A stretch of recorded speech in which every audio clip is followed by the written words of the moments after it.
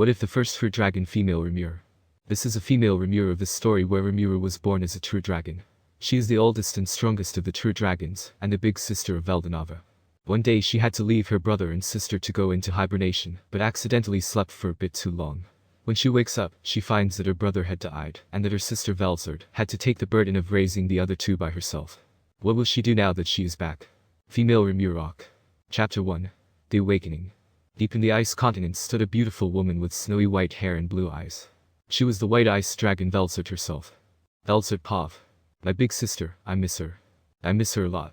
It's been thousands of years since I've seen her beautiful face or even heard her loving voice. All this time and she's still asleep somewhere in some other dimension. I still remember the day she left. Flashback. No one Pav. She's a beautiful lady with bright golden eyes and luscious silvery blue hair, walking towards a man with purplish blue hair. She was the true dragon of infinity, Rimuru Tempest. Rimuru. Veldenava, come here for a sec.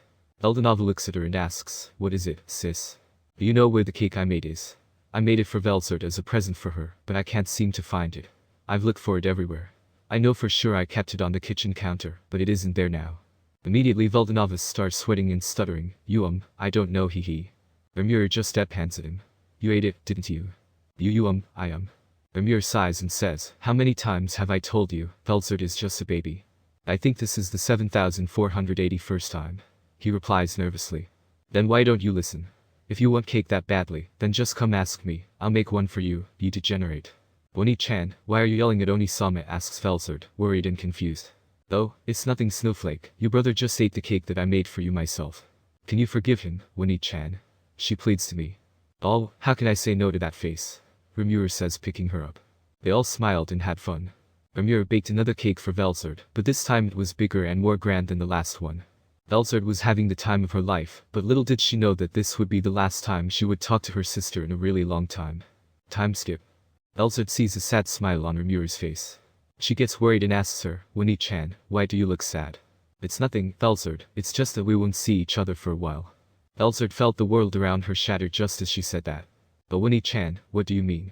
It means that I will be going to take a really long nap. How long exactly? A couple thousand years give or take. Belzard looked like her whole world was turned upside down. She loved her sister more than anything in this world, and she wouldn't be seeing her for thousands of years. She started tearing up and looked up at her sister, pleading to her to stay here. Sorry, but I can't. Rimuru wipes her tears away and says, stop crying.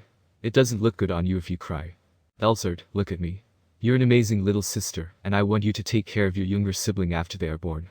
Can you please do that for me? She wipes her tears away and replies, yeah. She smiles and then looks at her brother. Please take care of her, Velda. Of course, sister. He replies with a sad smile. And with that, they part ways. Rimuru goes into her own dimensional void where no one will disturb her. Flashback over. Belzard Pav. I miss you, sis. I miss you a lot. Onisama also died 2,000 years ago, and I'm lonely. Please come back, it's been 7,000 years since you've left. By Crimson, you okay, Belzard? Yes, I'm fine. Are you Sue? Yes, I am. Whatever you say. He shrugs. I sigh before going back to my room. Big sister, I miss you, I think, before falling asleep for the night. Meanwhile, in some unknown place, there was a change in magic particles. This place was just a void with nothing in it. No air, no food, no water, nothing at all. Just emptiness. Suddenly there is a massive change in the void. The magicules in there were fluctuating. There was a huge burst of energy with a shockwave so large it shook the whole void. We then see a pair of bright golden eyes opening, and a figure is seen standing there. There is only one word to describe her. A true goddess. She had lush silvery blue hair and porcelain skin. Her golden eyes are shown in the darkness. She possessed unrivaled beauty and, at the same time, illegal cuteness. Seal, how many years have passed? Report, around 7,000 years have passed, mistress. Ha. Really? Man, I seriously overslept. But wait, I don't sense Veldenava. Why can't I sense him? Mistress, it is because the individual known as Veldenava is currently dead. To say that I was shocked was an understatement. My brother died when I wasn't around. Apparently he had a child with a human and lost his power, and then died at the hands of the humans when he was weakened. Oh, I see. I hope he had a good life while I was away. I just wish I could see him again. Wait a minute, did you say child? Yes, mistress. I'm an aunt. Is my niece alive at least? Yes, your niece is still alive, and her name is Veldenava. She is also a demon lord. Phew, that's a relief. Well, I guess I got to see my other sibling then. How's Velzard anyway? Your sister Velzard has grown into an amazing woman, and she took care of and raised the other two by herself since Veldenava's death. I smile when I hear that. I'm proud of you, Belzard. I can't wait to see you again. I then turn around and open up a portal to the forest of Jur. I sense what I assumed was my little brother or sister residing here. So I went towards the cave where this energy was coming from and went in to see my sibling. Chapter 2. Little Brother in Goblin Village. No one's pav. Rimuru went towards the cave and entered it. She started walking deeper inside towards the dense magic population gathered here. There's a lot of magic crystals here. Why are there so many? It is because the magic is getting drained from what I assume is a true dragon and is getting absorbed into the cave. That is also the reason why the monsters here are being docile. Really, but why would she be getting drained of magic? Rimuru thought. A little while later, she reaches the place where her younger sibling should be and hears a voice calling out to her, saying, "Hey you human, what are you doing in here?" Rimuru pav. Rimuru looks up and sees a large dragon. "Oh, hello there. May I know your name?" "I am the storm dragon, Baldor Tempest, the youngest of the true dragons." "Now fear me, you puny human ku ha ha ha ha," he replies. "Hello there, Baldor. It's nice to finally meet you in person." I smile and say, "What are you doing here, human? Am I not allowed to see my little brother?" I could clearly see his face change into one of shock and confusion when I said that. Baldor pav. To say that I was shocked was an understatement. I have another sister. If so, then why didn't Velzard or Velgren tell me about her? Is she here to beat me like the other two? I hope not. Who exactly are you? My name is Rimuru Tempest, your older sister. I'm actually the oldest of the group. You see, Velzard and Veldenava are my cute little siblings. I don't remember having another sister. Still in shock. Yeah, well, I was asleep for a few thousand years, so I couldn't watch you grow up. I'm sorry I wasn't there to raise you myself. She apologizes in a sad tone. It's quite alright, sister, you don't have to worry about me. I've been a good boy. I gulp and say to her nervously. She just looked at me with an unconvinced face. Did she see through my lie? Did Velzard tell her about me? What is she going to do now? Will she beat me up for being bad? Rimuru pav. He's not fooling me, I can see right through that lie of his. Then I noticed that he is in some kind of barrier. I immediately recognized it as unlimited imprisonment. Are you trapped here? I asked my little brother. Yeah, I was sealed here by some hero 300 years ago, and I don't know how to get out. He replies in a sad and ashamed tone. He probably thinks I would be disappointed in him for losing to a human. Poor guy was here by himself for 300 years with absolutely nothing to do. You must have been really bored in there. Stuck in there by yourself for 300 years with absolutely nothing to do. Yes, I'm really bored. No way. I am the legendary storm dragon Baldor, and I can never be bored of anything. I just deadpanned him, and Baldor just dejectedly says, "Yeah, I'm bored." "Seal, can you take off the seal for me?" "Yes, of course. Anything for you, mistress." I put my hand out and touched the seal with seal, instantly taking it off. I looked at Baldor and said, "There, I've taken the seal off. You're free now, Baldor." He looked so happy when I did that, it warms me in my heart to see him like this. He immediately starts thanking me and giving his eternal gratitude. "Don't sweat it. I'm your big sister, and the older siblings should take care of the younger ones," I say back to him. I will create a body double for him to give him a physical human form. After that, the two of us leave the cave and set off. Small time skip. "So what am I going to do now, sister?" asks a bored Baldor. Rimuru sighs and creates a few books, you guys probably know what they are, and gives them to Baldor, saying, "Just take these. They will help you pass the time." Ha! How is this piece of paper supposed to keep me entertained? He says before he starts reading it. A while later he starts muttering something about some sacred text, and how entertaining this really is. While walking through the forest, they come across a few goblins. Baldor just continues to read his sacred text, not giving a single damn about what the goblins want. In fact, he didn't even notice them until his sister asked them what they were doing here. "Goblins," Rimuru curiously says. "Oh, strong ones. May I kindly ask what you're doing here?" asks an elderly goblin. "Nothing really, we're just passing by. Is there something you need from us?" Rimuru asks them calmly. "Yes, we need your help with something. Could you strong ones please come back with us to our village?" "Sure, let's go, Baldor," Rimuru says. "DV Baldor, you mean that is our Lord Baldor," the goblin leader says in disbelief. "Yup, and I'm his beloved one-san. Come on, let's go." And with that, they all leave for the goblin village to help the goblins with whatever problem they have. Chapter 3. Start of a Nation. Third person pav. The goblins lead Rimuru and Baldor towards their village. Once they reached there, they went into a small house to talk. "So, what do you need help for?" Rimuru asks the chief. "You see, because of our god, Baldor's temporary disappearance, the Direwolves have started to attack our village. We require help from strong and powerful individuals to make sure we don't die here," the chief replied. Rimuru just looked at Veldor, and he just shrugged, saying he didn't know nor care. He was too busy reading his manga. This sight causes Rimuru to let out a big sigh. She then turns to the goblins and asks them, "How many are we dealing with?" "There were around 100-year-olds in total," he replied. "And how many do we have?" "If we include the females, then we'll have around 60 goblins who can fight," the chief answered. "That's a pretty big disadvantage," she thought. "Alright then, I'll help out. But in return, you and your whole village should pledge your loyalty to me. Work for me, and I'll grant you protection and anything else you could want." Rimuru told them. "We pledge our loyalty to you. Please grant us protection." He immediately replied while bowing down to me. "Then it's settled. Let's wait for them to come," Rimuru said, smiling. Time skipped to nighttime. We see a large pack of deerwolves gathered up around their leader. What a fine night it is. Veldor's protection has vanished from this forest. Tonight we will go and destroy the goblin village and create a foothold here in the great forest of Jur, he declares before releasing a loud howl. After they get to the village, the pack sees a flimsy fence surrounding the village, and the leader is disappointed and unimpressed. What is that supposed to protect them from? Another wolf with a star shape on his forehead walks up to him and says, "Father, look over there."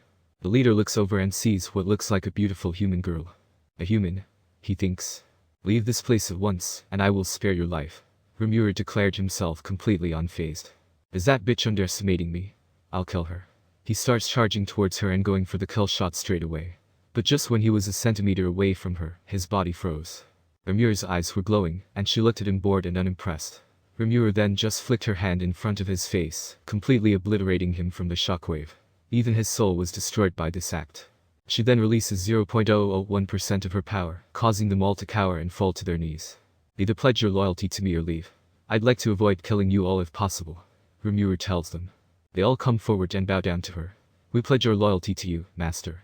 Rimuru just smirks at this and is really happy by the results. The next day. Rimuru Pov. "Okay, now what? I've got to take care of these little puppies now too. They seem to be about the same in number, so." Mr. Sai suggests pairing each goblin with a respective direwolf. "I also suggest creating a nation here." "Great idea, Seal. But why should I make a nation?" "No reason, foo, she replies slyly. "Okay, then listen up, everyone, I've got an announcement to make. From now on, you will all be living in pairs of 2. I tell them all." "Excuse me. If you don't mind me asking, what do you mean by pairs of 2? The chief's son asks me. "It means that you will all be working and living together as friends from now on. Each goblin will have 1 direwolf with them. Help each other out and make it work," I explained. "Well, that's that. But wait. So what about the food, water, and shelter? That is what we should be focusing on right now. We should have teams fetch food and water, build houses, and strengthen the village defenses," I told them. "Okay, this is hard. I don't think any of them have names. That will just make it harder to keep track of them, so." "Alright then, I will be giving each and every one of you guys names. It is okay, right?" I politely asked them. "Anamus, are you sure?" they asked me. I just replied, saying of course. They all rose into cheers of happiness. Small time skip. "Okay, let's start with you. Your name will be I got it. Rigard, that's your name." I named the chief. "Thank you so much, Rigard, I am so moved," he said it with joy. "And then you will inherit your brother's name, Rigor," I told the chief's son. "Yes, ma'am," he replied. "I'm so glad you let my son inherit Rigor's name like that," the chief told me. Time skip. "You got to gopchi gopsu gopt and you're going to be gopso. We know that you have great magic reserves, but is it really okay for you to name them all at once?" Rigard asked me with concern. "Of course. I don't see any problem in it. Don't worry, nothing will happen to me," I assured him. I then turned around and looked at a female goblin walking up to me for her turn. "You'll be Haruna," I told her, and she replied, "Okay, miss." Then the son of the leader of the Deerwolves comes up to me for his turn. "Alright, you will be Ranga." After I was done naming them all, I went to my tent to get some sleep. I was quite proud of my work today and decided to have some rest. I lied down on my bed and put a blanket over me before turning around to the side, just to be met with Seal's face staring at me with those bright crimson eyes of hers. "Bossy Seal, what are you doing here? When did you even come out anyway?" I questioned, startled. But then I realized just how close she was to me and started blushing like crazy. Seal is the only person in the world capable of dominating over and bossing me around. I wanted to sleep with my master. Can I not? She just puts a finger to my lips, saying shh shush shush. She says it sweetly. "Just get in the bed, darling." I complied and got in, blushing a storm while doing so, and Seal just latched onto me, wrapping her hands around my waist and bringing me closer to her. My face was as red as a tomato right now. This might not have been the first time I've slept with her, but it was so sudden and unexpected. I also will never get used to her seductive tone of voice. It's too hot. I started to calm down and hugged her back. I love you, Rimuru-sama. I love you too, Seal. And once I said that, we both fell asleep. Chapter 4. New Beginnings. Seal Pav. Rimuru-sama. Rimuru-sama. Wake up, Rimuru-sama. I am currently trying to wake Rimuru up, and it seems like she is quite a heavy sleeper if it wasn't already obvious. What to do now? She literally just woke up from a 7,000+ year long slumber, and now she's napping again. I let out a heavy sigh and tried to think of a way to wake her up, but then I got a great idea. I bent down right next to her face and whispered in her ear, "Wake up, darling. If you don't, then I might take the chance to do something scandalous to you, if you know what I mean." After saying that, I gently and huskily bit her ear, and this time it seemed to work because she immediately woke up after I said that. She jolted up, looking at me shocked and dazed. You could easily tell that she was blushing a really deep shade of red right now.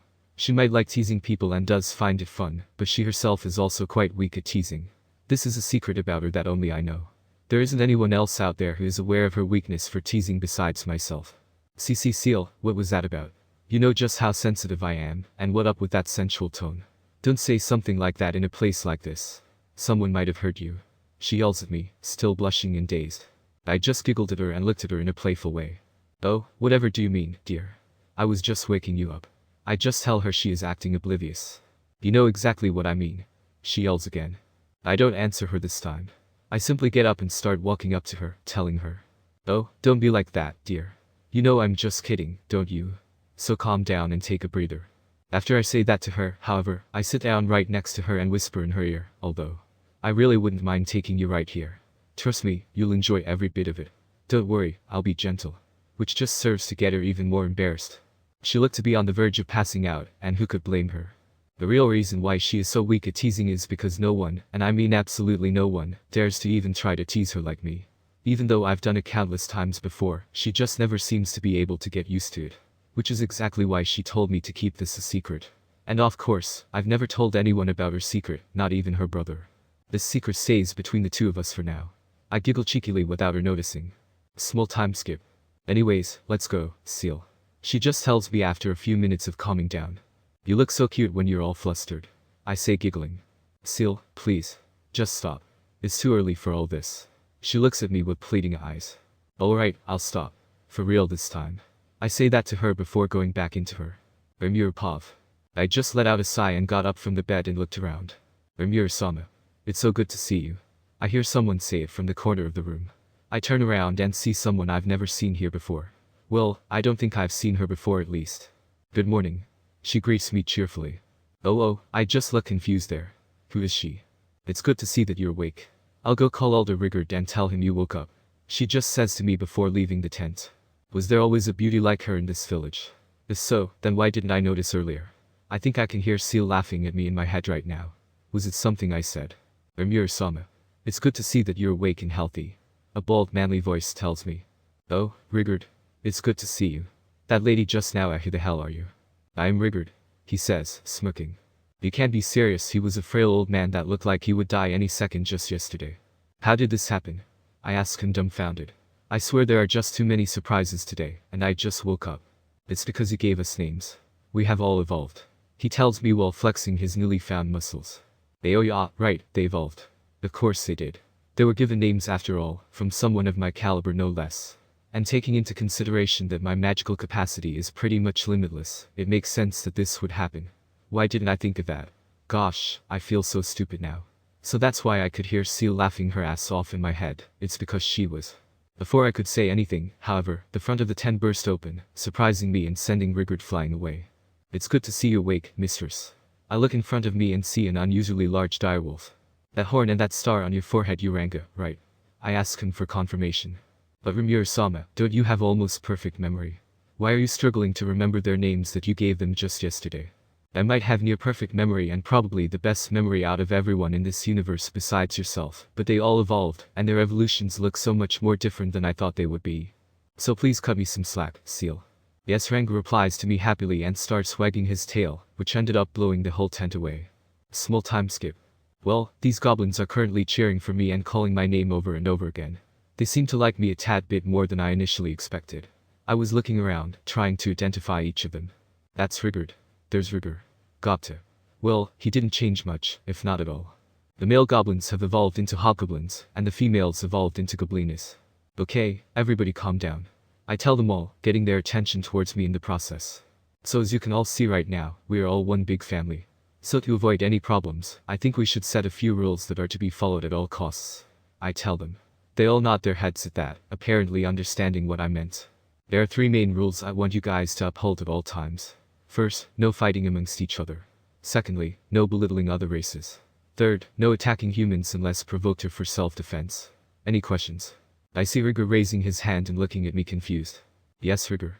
I give him permission to speak, and he does ask me, why are we not allowed to attack humans? I just smile at him and say, the reason is simple. It's because humans live in really large groups. If you attack a few without reason, then they will see you as a threat and come back with even larger numbers to crush the enemy. And beside, I think we would benefit a lot from forming peaceful relationships with other human nations. I reply. However, if a group of humans try to attack us without reason or try anything unreasonable, only then we will retaliate and capture them alive if possible. If it's not possible to get them alive or if the situation calls, kill them. I don't want to end up getting you guys killed or injured because you guys followed this rule I made. I tell them. Any other questions? I ask in order to clarify any remaining doubts they may have. This time it was Gopta that raised his hand. He then asked me, what do you mean by don't belittle other races? You all gotten stronger, right? It means that you shouldn't let that power go to your head and start pushing around the weaker races. Don't make the mistake of thinking that you're better than them. You wouldn't want them to become even stronger than you and come back for revenge, right? Treat everybody as equals. I clarified. Also, Rigord, I am declaring you as the Goblin Lord. The Lord of the Goblins. I hope you take great care of your village and his people. This declaration clearly has him shocked, and he breaks into tears while expressing his everlasting gratitude and servitude to me. Okay, so we need to get better shelter, but it doesn't seem like you guys know how to make strong houses or weapons, so I'll be going to a human town named Wargan and see what I can do. I then turn around and tell them that I was about to summon someone strong to accompany me and to protect the village. And with that, I summon a rather large magic circle, and start pouring my mana into it, causing black mist to start accumulating and spreading. When the black mist finally cleared up, you could see a young lady standing there in the middle of that magic circle. The girl was what looked to be an alluring young woman with long white hair and bright crimson eyes. The one standing in front of me is none other than the White Primordial, one of the original 7 demons, also known as Blunk. She is one of the oldest and strongest of the original 7, and a higher-ranking primordial. This demon is also known infamously as Thesmaling Demon. This surprises all of the goblins and Dirals, who clearly seem to know who that woman was. She just looks at me arrogantly as she says one line. Are you the one who summoned me? Chapter 5. Tripped at Wargan. Rimuru Pav. Are you the one who summoned me? If so, then what do you want me to do? Blunk asks me while smiling arrogantly and proudly. I originally just wanted you to accompany me to Wargan, but seeing how cute you are, I want you to serve me. I answer her. I'm not lying, she is indeed a beauty. Haha, perfect. Ha, you say something, Seal. It's almost like Yari were plotting something, and you want her to be a part of it. It is just your imagination after saying that she blocks me in my own head. Somehow. But my attention gets quickly averted when I see a dark aura forming around the demon. The aura alone was enough to frighten the life out of all the goblins and Dirals present here, but it didn't affect me in the slightest. I see Yari were looking for a new servant, ha. Well, I'll be honest. Yeah, you are quite cute, but I want to know. Are you qualified? Qualified of having a primordial such as myself as your servant? She asks me darkly. I'm pretty sure I do, but just to make sure, what are these qualifications that I have to meet? I ask her calmly. It's simple, really. Demons will only serve those who are stronger than themselves. The same goes for me and the other primordials. If you can prove to me that your power is greater than mine, then I won't mind becoming your servant. Shesh says to me before launching herself towards me and launching an attack right at me, but just before it could hit me, the attack dispersed, which actually managed to surprise her. After doing that, I released a small portion of my aura, which alone was enough for her to see the difference in our power. You could see her sweating and panting. She probably didn't expect such a huge aura from me. I surrender. There's no way I can even hope to fight you. From this day forth, I shall offer my servitude to you. She states. I will live up to your expectations. It as it is in honor to serve someone as great and strong as you. She kneels down and tells me. I just walk up to her and lift her face up with my hands and make her look into my eyes. Don't be afraid of me. I won't do anything to you. I just want you to accompany me to a human nation named Wargan as your first mission. You're strong, but you can be so much more. Stay with me, and you'll have everything you could want. And don't worry about how I'll be treating you. You might be my subordinate, but just know that you are someone I can call an ally, a friend. So cheer up. The only thing I want in the future is peace. I'll make the world a better place. A place where all races are free and equal. But before we go to Wargan, I want to grant you a name. I tell her. An name? She asks like she didn't believe me. Yes, a name. You do want a name, right? I ask her. Well yes, I would love to be given a name from someone like you, but naming a primordial such as myself would drain my magicules. I complete her sentence for her. Yes, she replies, sounding sad and concerned. Don't worry about it. Nothing wrong will happen to me. My magic reserves are actually rather large. I assured her. From this day forth, you will be known as Testarossa. I named her. A large amount of magic went from me into her, giving her a massive boost in power. She is smiling happily at me. My name is Testarossa. My gratitude to you for giving me a name can't be expressed through words. I shall live up to your expectations and serve you for eternity. She thanks me. I'm actually surprised by how much she evolved. She evolved into a catastrophe class entity and a demon duke. If she gets the right amount of human souls, then she will become a true demon lord. A catastrophe class demon lord no less. Alright, then let's go. I tell her before leaving for Wargan. Time skip. No and Pav. Rimuru, accompanied by Testarossa, finally reaches the Dwarf Kingdom, also known as Wargan. This place is a rather large nation and is one of the more prominent cities here. They reached the city gate and were patiently waiting in line, but two men showed up and looked at them both lustfully. This lecherous gaze they were giving them caused them to notice them. Rimuru was just looking at them blankly while Testarossa was visibly pissed. What do you two want? Rimuru asks those two men who finally snapped out of their trance and just smirked. You two are some fine-looking women. I've never seen someone as hot and sexy as you two. One of the two tells them. Thank you. I'll take that as a compliment. Rimuru politely replied. She was trying her best to avoid a fight and making a scene. Meanwhile, inside her head, she can almost feel Seal's murderous intent. You better be. It's an honor to be complimented by me. Say, why don't you both come with us? We'll give you a good time. Trust me, you'll enjoy it. One of them says hazily. I'll have to kindly ask you to turn around and get lost unless you want to die. Testarossa tells them coldly. What the hell did you just say to me, bitch? You two aren't supposed to talk back to us. Just listen to us, and you'll enjoy it. We might even take you both home for a day or two. Maybe even forever. He tells her. Testarossa was just about to step in but was stopped by Rimuru.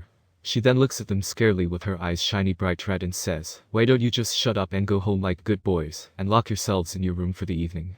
If you even speak one more time about me or Testa ever again, I'll personally make sure that you won't ever be able to use that disappointing 12-inch deck of yours ever again. Better yet, I'll just remove it completely.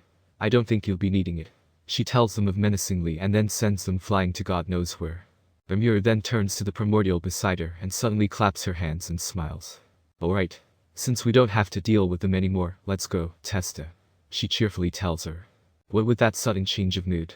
She thinks to herself. While they were walking around the city, they heard some shouting. When they went to check the matter at hand, they found out that it was between some soldier and what looked like the commander. While Garm and his brothers were deep in the mine-gathering war, they were attacked by an armor-saurus, and they were badly hurt. He informs the commander. Do we have potions?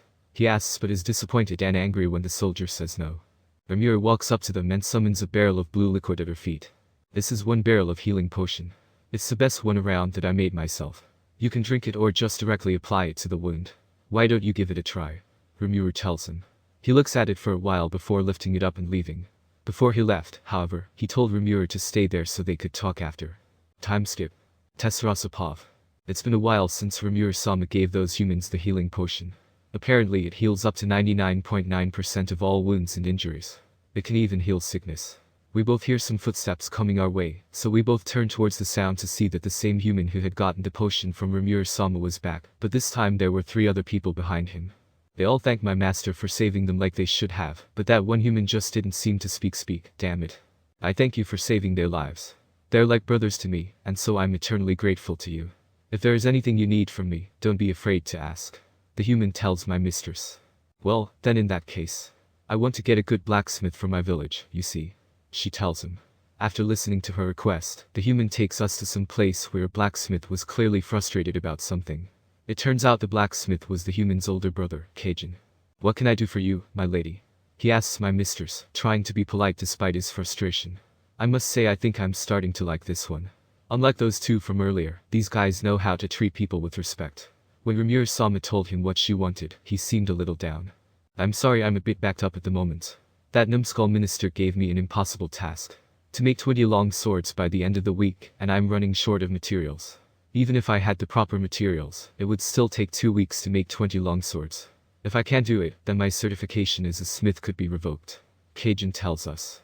That is indeed quite dumb of him. I agree with that, human. Unless you can make them all out of thin air, which is impossible. I can do it, I hear my master say, and before I can even blink, there are 20 magic longswords. I was shocked that she could do that. How? Is there anything my mistress can't do? She then asked him to get an artisan to come to the village to teach her people how to craft. He agreed, and we all went out to a place called Butterflies of the Night. Rimuru Pav. What exactly is this place we're going to? I asked the brothers. It's a place called Butterflies of the Night where girls of all ages, from young to mature, wait on your hand and foot. He tells me. I must say I'm intrigued, and Seal is most definitely plotting something without a doubt. She's saying weird stuff like another member and it's more fun as a group or something like that. When we entered the place, my eyes witnessed heaven. It was filled with gorgeous elves. One of them rushed up to me and immediately hugged me. Another one showed up after and snatched me away, burying my face in her chest. They all started hoarding me and Testa, who was actually enjoying this. We all drank and enjoyed the place and its service. The elves started playing with my hair, flirting with me, and even teased me. Chapter 6. King Gazel. Rimuru Pav. You know, people say that I'm pretty good at telling someone's fortune. Should I tell you about your destined one? One of the elves asked me. Pa, you can do that. I asked her for reassurance. Yes, I can. Let me start now. She starts her fortune telling, and some foggy silhouettes are shown. Oh my. This was unexpected. She set out in surprise. How, what happened? One of the elves asked curiously. It seems that Rimuru here ends up with 10 different women. She says. I'm shocked, to say the least. I'm getting a headache. That's just perfect, is it, Rimuru? No, please not here, Seal. Don't tease me in front of them. I beg. I'm actually quite strong against teasing and love teasing others myself, but I'm completely powerless in front of Seal for some reason. I won't. I have something different planned for you, dear. I don't know what to expect. I guess I am a dragon, and dragons usually have multiple mates, but I wasn't expecting that. Should you really be wasting your time in a place like this, Cajun? I hear someone ask. I turn to see some guy just looking our way, and I already don't like him. Minister Vesta. Cajun says. So that's him. He looks pretty stubborn and high-strung. He starts arrogantly walking towards us and says, is this really a time for you to play around like this? The deadline for those longswords I told you to submit is. I just sent them in. Cajun interrupted him. Is that so? Well, it was to be expected, right? He says he was trying to act like he knew this would happen. After that, he turns to me and smirks. Oh boy, not again. Well, I don't think we've met before. What's your name, sweetheart? He asks me. Rimuru. Rimuru Tempest. I tell him. A beautiful name indeed. So would you like to ditch these fools and come over with a high individual like myself?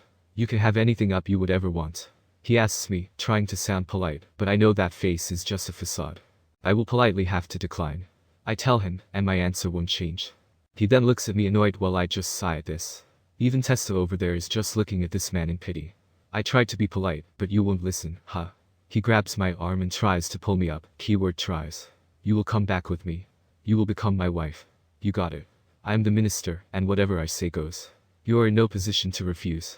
Before he could say anything else, however, he was punched right in the face by Cajun, right after which kicked in the stomach by Testarossa. She said she isn't interested, so leave her alone. What's more is that she is my guest for today. So I hope you're ready to pay for treating my guests like that. He says, cracking his knuckles. He then walks up to the minister and punches him square in the jaw, but with more force this time. How dare a lower creature like yourself touch my mistress? You deserve 1,000 deaths for that. You're lucky to even be in her gaze, and you have the audacity to touch her, Testa asks him. Hey Rimuru, you said you were looking for skilled artisans, right? Would that settle for me as well? He asks me. Wait, really, you mean it? I wouldn't mind having you. In fact, I'd be thrilled. I told him I was shocked and excited. Is it just me, or do I get surprised far too easily? Time skip. We were now inside the court, as far as I could tell. There were guards in all corners. Cajun and the brothers were there on the podium ready to face trial while myself and Testa were beside them. On the other side of the room was Vesta, who was covered in bandages head to toe, that faker. He's pretending to have been beaten to near death, even though Cajun only punched him in the face twice. Tessa's kick might have broken his ribs, though. That's when the king, Gazel Wargo, entered the room and sat down on the chair, analyzing his surroundings. Everybody bowed down to him except myself and Testa. This caused an uproar in the court. The soldiers all pointed their weapons at us while Vesta yelled, "Kneel down to the king, you insolent woman." Why should I? I asked him with cold eyes, which terrified him right there. He wants me to bow to this little human. The king signaled all of his soldiers to lower their weapons and ordered for the trial to start. You guys raised your weapons against me, but I'll let it slide since it's your first time. But if you ever raise a weapon at me again or my subordinate ever again, it will be your last. Don't you dare even try to touch my dear Testa though. I threatened all of the soldiers. Testa actually seemed to be happy for some reason. The trial will now begin. The judge spoke. As we have seen, when Minister Vesta was just enjoying a drink in said establishment, Cajun and his gang stormed into place and assaulted him. What's more is that the white-haired woman over there started to slowly break the bones in his arm and torture him in public. This kind of behavior should not be allowed. He states to the king. Isn't he supposed to be defending us? I'm guessing that Vesta not only used those fake injuries, but also bribed the judge into supporting him. King Gazel, did you hear what he said? Please place strict judgment upon these people. I will now state my verdict. Cajun, the principal offender, will be charged for 20 years of forced labor at the mines, and the 3 brothers will be forced to do 10 years of forced labor in the mines. The court is now adjourned. The judge states his verdict. The woman with white hair is to be executed, while the one with blue hair will serve Vesta for the rest of her life and obey his every command. You're not going to do anything, my subordinate Vesta, not like you could anyway. Tessa is staying with me, and she isn't going anywhere. Cajun and the brothers promised to come back with me to my village. I will not tolerate them getting taken away from me.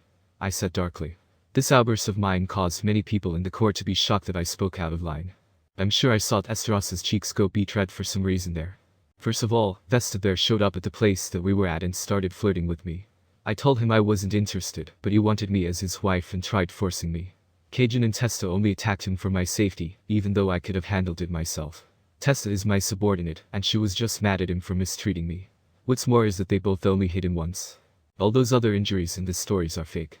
You also claim to have been tortured in public, but there were no other people there besides the elves working there. I expose him. You dare lay the truth on me, you have no proof. He shouts at me. Actually, I do have proof. I lift up my finger and point it towards the king. Right here. My eyes glow gold, and I show Gazel all of my memories of what really happened. I also showed him the time when I released Vildor. He immediately understood what I showed him and sighed at Vesta's stupidity. You may all leave. I'm letting all of you guys off the hook. Cajun and his companions are banished from Wargan and shall stay with Rimuru in her village. He says. Vesta was about to say something, but stopped when he saw the king glaring at him. Sure, but before we leave, I have a request. Can we talk to each other about an alliance later on after a few days? You see, I'm building a nation of monsters where all the monsters in the great forest of Jura live. I only want humans and monsters to coexist, and I would rather make diplomatic relationships with other human nations than take them over by force. I asked him. This request of mine caused him to smile, and he agreed to it. We will have a diplomatic meeting after a few days. We all then left the place and headed back to Tempest. Meanwhile, back at the court. Vesta, why did you lie to me? Rimuru showed me her memories, so I know what really happened. So you won't be able to talk your way out of this one? The king asks. Vesta looks shocked at this.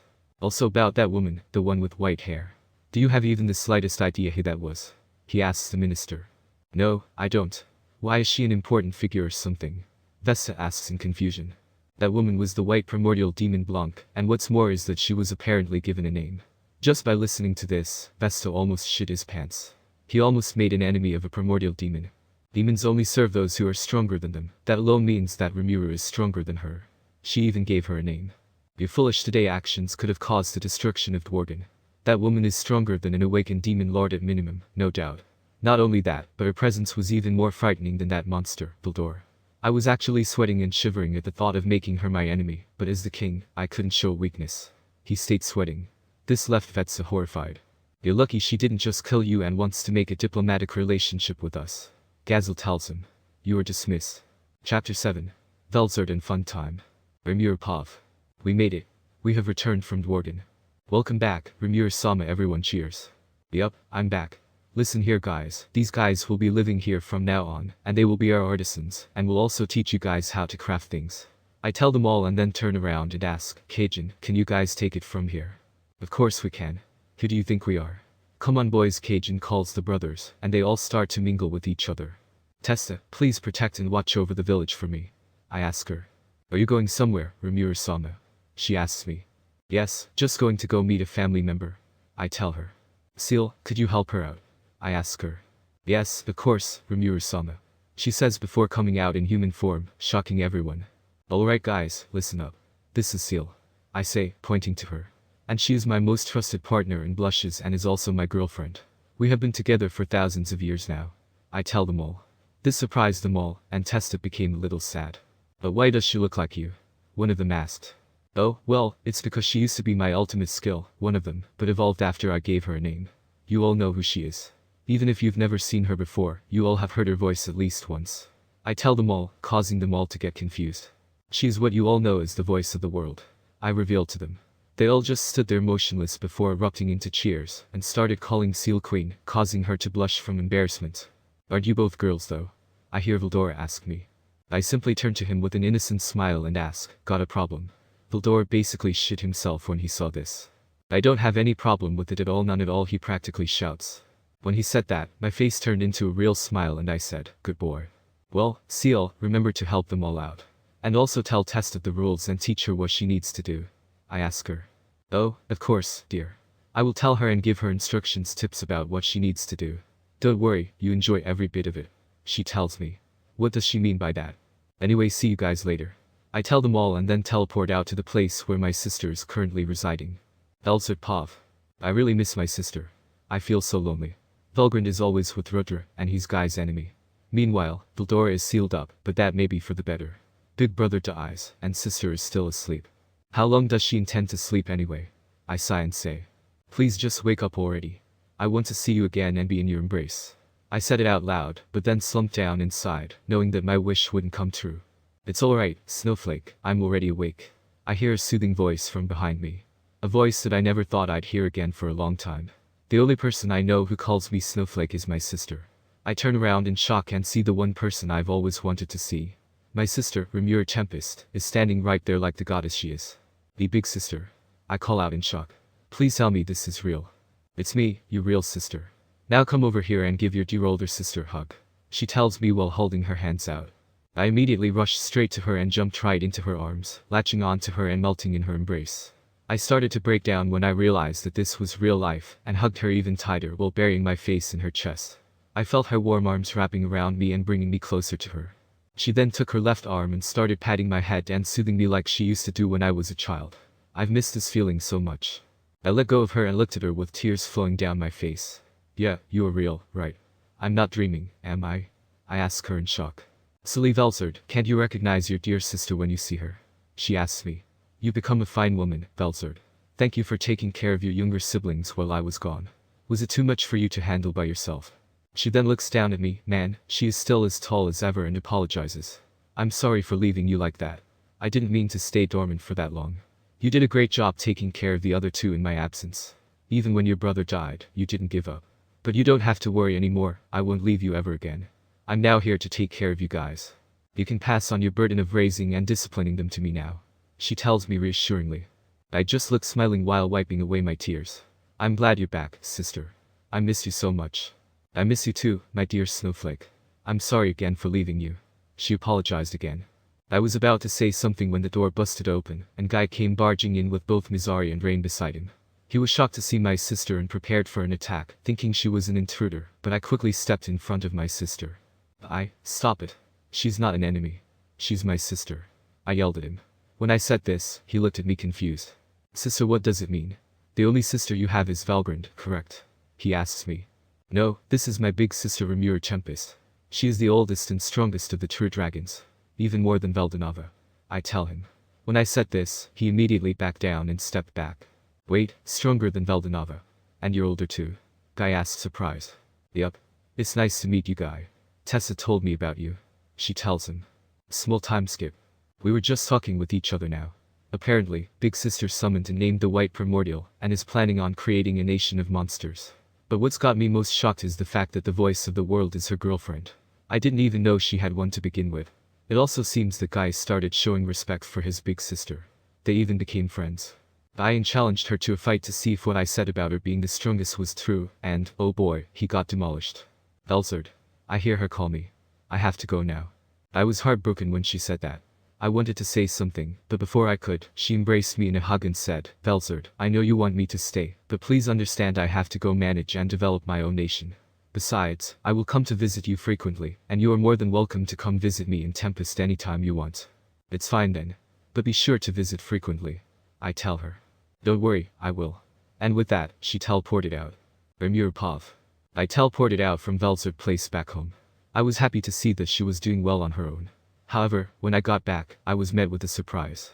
I started turning red and hot when I saw this. What did I see exactly? Well, I saw Seal lying down on the bed, completely naked. She saw me there and smirked at me. She got up and started walking up to me while licking her lips. She flicked her finger, creating a barrier to prevent anyone from coming in, or even so much as being able to hear us. Cecile, what are you? I was interrupted when she pulled me into a deep kiss. I was shocked at first, but then slowly, I melted into the kiss as her soft lips touched mine. I felt her tongue at the opening of my mouth asking me for permission to let her in, but I decided to make her work for it. She knew what I was doing and then pushed me to the wall and started to make out with me. She slicked her arms down my body to the back of my ass and squeezed it lightly, causing me to moan in pleasure and surprise. This gave her an opening, and she slid her tongue into my mouth. She started to explore every inch of my mouth. We stayed like that for a while before separating. She then started landing kisses down from my jaw to my neck and started kissing and sucking my neck. Cut short because of lemon. Chapter 8. Trips at Wargan. Rimuru Pav. I groggily get up from my bed and rub my eyes. Damn, I'm feeling so tired for some reason. Hello, darling. Good to see you awake. I turned to see Seal up and awake. She then gave me a devilish smirk and asked, So, how was it last night? Did you enjoy it? I was confused at first, but then I remembered what happened last night. We had SSC. I'm super embarrassed right now. I immediately blush and cover my face in embarrassment. Now, darling. Don't be so embarrassed. She comes up to me and hugs me. Did I make you happy last night? I let out a small smirk, and I immediately grabbed her face and crashed my lips into hers and kissed her. She widened her eyes in surprise at what I just did. When I heard her, I looked at her with a flirty and mischievous gaze, and brought my finger up to my lips. Seal, I enjoyed every second of it. I tell her as I lean towards her and gently lift her chin up. I'll make sure that next time we do something so scandalous, you will pass out from pleasure. I see her blush a shade of red that could put even Guy's hair to shame. I've never seen her so embarrassed before. No fair. I'm supposed to say that, and you should be the one blushing. She yells at me while pouting. That is so adorable. I want to see more of this side of her. Small time skip. No one Pav. Meanwhile, in the middle of the forest, there is a loud scream. We see 4 individuals running through the forest. This is all your fault, Gazel. You just had to go and stab a giant ant nest with your sword. One of them yells. Shut up. Don't complain at your leader. Gazel yells back. For a leader, you're way too careless. The blonde girl says. If I die, I swear I'll come back to haunt you. She swears. Hahaha. That's not even possible. Because I'll be dying with you. He proclaimed. The black-haired woman stops and turns around. She draws out her sword and engulfs it with flames, after which she launches a large burst of fire at the monsters, killing instantly. She then jumps up and slices 3 more before jumping up to the 4th one, and stabbing it right in the head. This leaves the Gazel part in shock, but then the girl noticed something twitch.